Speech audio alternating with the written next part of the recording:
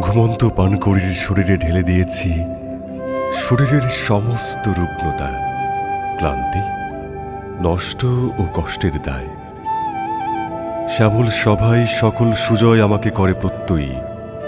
পৃথিবীর সমস্ত অচ্ছুত সঁপে দিয়েছি ডাহুক ও পানকড়ির ঘুমন্ত শরীরে। তবে এও কি নয় চিরদায়?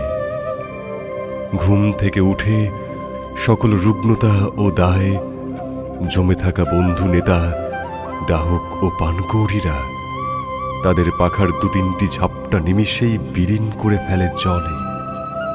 ওই বিলীনই যেন আমার আপাত মুক্তি।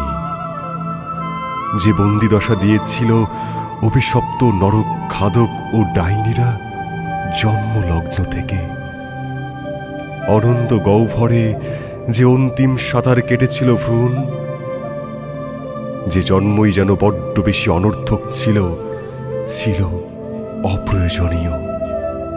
তবুও স্বস্তি দাও হে নরক কর্তা প্রকৃতি, শান্তি দাও তাকে, ভাসতে দাও, দাও তাকে উড়তে মুক্ত অনন্তের পথে, জীবন চোরাবালি সম্মোহন ছাড়িয়ে।